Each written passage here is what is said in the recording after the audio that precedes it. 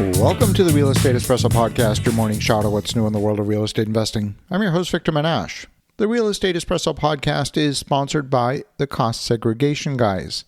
If you own investment real estate and you've not been taking advantage of accelerated depreciation, you're probably leaving a ton of money on the table, specifically for U.S. investors. Cost segregation is the key to accelerating depreciation. It can improve cash flow without changing the underlying asset. To learn more, click on the link in the show notes, and you'll be connected directly with the Cost Segregation Guys, and you'll get a discount because you came from the podcast. On today's show, we're talking about the Gordie Howe International Bridge between Detroit, Michigan and Windsor, Ontario. It's a major infrastructure project between two nations.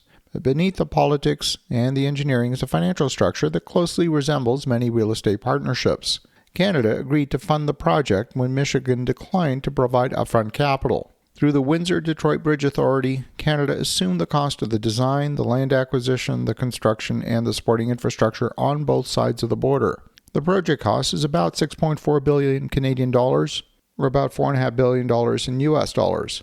Under the original 2012 agreement, Canada would collect the toll revenue, and that revenue would first pay for operating and maintenance expenses, and after those were covered, the remaining cash flow would be used to repay Canada's capital investment and financing costs.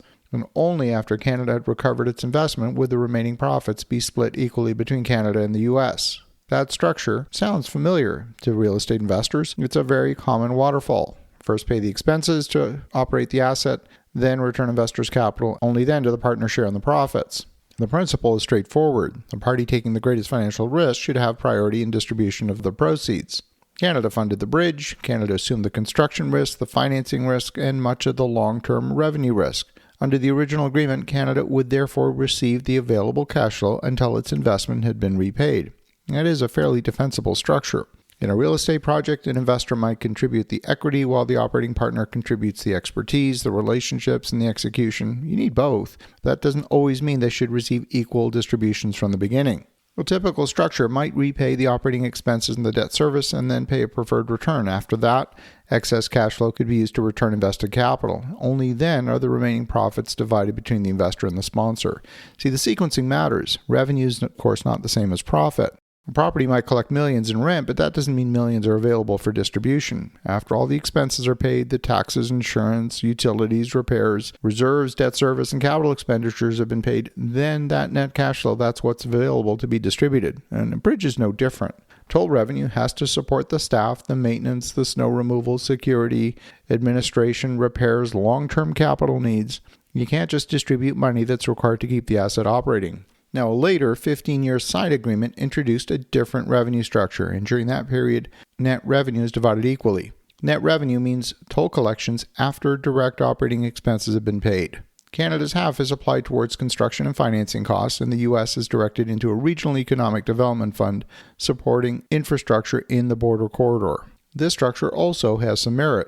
The bridge doesn't operate in isolation. Its value depends on the surrounding roads, the customs facilities, the logistics infrastructure, some of the industrial properties on both sides of the border, and border communities also on both sides. Reinvesting some early cash flow into the region could improve the long-term performance of the entire corridor. Conceptually, that resembles a real estate developer using part of the project's cash flow to improve the roads, the landscaping, the amenities, the signage, and some of the nearby infrastructure. Those expenses may delay distributions, but they can also strengthen the asset. It's a clear trade-off. Every dollar directed towards regional development is a dollar not used to repay Canada's initial capital investment. Under the original structure, all available profit would have gone towards repayment. Under the revised structure, only half of the net operating profit is applied towards that during that first 15-year period. That could materially extend the repayment timeline, which, by the way, was initially estimated at 60 years. So all other things being equal, maybe that now is going to become 75 years. Now, of course, that's a difficult projection to make because we don't really know what the toll rates are going to be 20, 30, 40 years from now. The concern is that the repayment period might approach or even exceed the useful economic life of the bridge before major rehab is required. And that, too, is a question every real estate investor should ask. Will investor capital be returned in a reasonable portion of the asset's useful life? Is the plan relying on an optimistic revenue assumption? Are operating reserves sufficient? Will major capital expenditures arise before the original investment's been recovered? project can produce positive cash flow and still fail to return capital efficiently. Both bridge structures reflect legitimate priorities. The original structure prioritizes capital preservation and repayment. It recognizes that Canada supplied the capital and should be made whole before the profits are shared. The revised structure prioritizes regional participation and economic development, and it recognizes that surrounding communities should benefit before Canada's investment's been fully recovered. There's no right or wrong here. The real question is whether the economics can support both objectives without placing the original capital at unreasonable risk. That's the same balance we seek in a well-structured real estate partnership. You need enough cash flow to operate the asset, you need sufficient reserves to manage uncertainty, and you need a credible path to returning investor capital. And then finally, you need a profit-sharing structure that rewards everyone who contributed to the project. But playing around with a waterfall doesn't create money that the underlying asset does not generate. Structure matters, but the economics comes first. So before discussing how profits are going to be shared, determine how the asset's going to operate, how expenses will be paid, and how the investor capital will be returned. Because before sharing the upside, you have to make sure the asset can survive and repay the people who funded it. As you think about that, have an awesome rest of your day. Go make some great things happen. And we'll talk to you again tomorrow.